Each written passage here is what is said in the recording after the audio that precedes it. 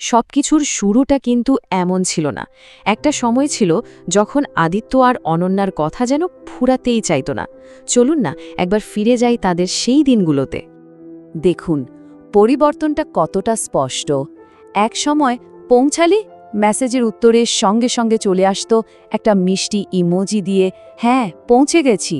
আর এখন শুধুই একটা শব্দ, সিন। এই ছোট্ট তুলনাটাই কিন্তু বলে দেয় তাদের মধ্যে কতটা দূরত্ব তৈরি হয়ে গেছে। ওদের সম্পর্কটা শুরু হয়েছিল বন্ধুত্ব দিয়েই, তারপর ধীরে ধীরে রাতের মেসেজগুলো লম্বা হতে শুরু করল। সারাদিনের সব ক্লান্তি, সব চাপ যেন রাতের ওই কথাগুলোর মধ্যেই গলে জল হয়ে যেত। ওরা একে অপরের জন্য হয়ে উঠেছিল একটা নির্ভরতার জায়গা, একটা মানসিক আশ্রয়। অনন্যা একবার ওকে বলেছিল, জানিস তো আমি দিনে যতটা শক্ত থাকি রাতে ঠিক ততটাই ভেঙে পড়ি। উত্তরে আদিত্য বলেছিল, তুই যখনই দুর্বল হবি আমি তোকে ধরে রাখব। এই এগুলো শুধু শব্দ ছিল না, ছিল তাদের সম্পর্কের গভীরতা আর প্রতিশ্রুতির এক একটা দলিল। কিন্তু সব প্রতিশ্রুতি তো আর বাস্তবতা হয় না, তাই না? সময় বদলায়, আর তার সাথে সাথে বদলাতে শুরু করে সম্পর্ক। ওদের ক্ষেত্রেও তার ব্যতিক্রম হলো না। ধীরে ধীরে পরিবর্তনের প্রথম লক্ষণগুলো দেখা দিতে শুরু করলো।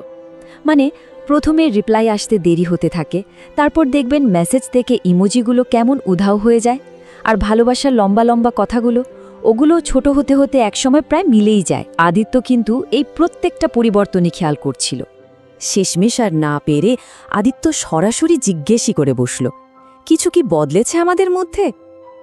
অনেক অনেক অপেক্ষার পর উত্তর এলো মাত্র একটা শব্দ, ব্যস্ত।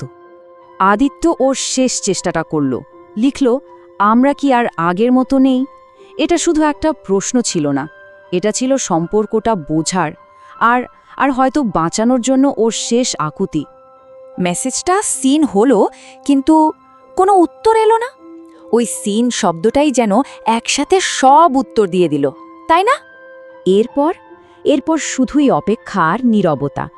ঘণ্টার পর ঘণ্টা কেটে গেল। ফোনের স্ক্রিনটা অন্ধকার, কোনো শব্দ নেই, কোনো নোটিফিকেশন নেই। এই ভয়ঙ্কর শূন্যতাই আদিত্যকে বুঝিয়ে দিচ্ছিল যা বোঝার ছিল, সব শেষ। তখনই আদিত্যর মনে হল এই চুপ করে থাকাটা, এটা ঝগড়ার থেকেও অনেক বেশি যন্ত্রণার। কারণ ঝগড়ার মধ্যে অন্তত বোঝা যায় যে সম্পর্কটার মধ্যে এখনও কিছু একটা আছে। রাগ হোক, অভিমান হোক, কিছু তো আছে। কিন্তু এই নীরবতা, এ তো স্রেফ শূন্যতা। যেখানে একসময় এত কিছু ছিল, সেখানে এখন কিচ্ছু নেই। আর ঠিক এভাবেই কিছু কিছু সম্পর্ক শেষ হয়ে যায় কোনো শব্দ ছাড়াই, একেবারে নীরবতায়। আসলে এই ডিজিটাল যুগে সব সম্পর্ক তো আর ব্লক বা আনফলো দিয়ে শেষ হয় না। কিছু সম্পর্ক শেষ হয় একটা সিন মেসেজের পরের ওই গভীর অসহ্য নীরবতায়।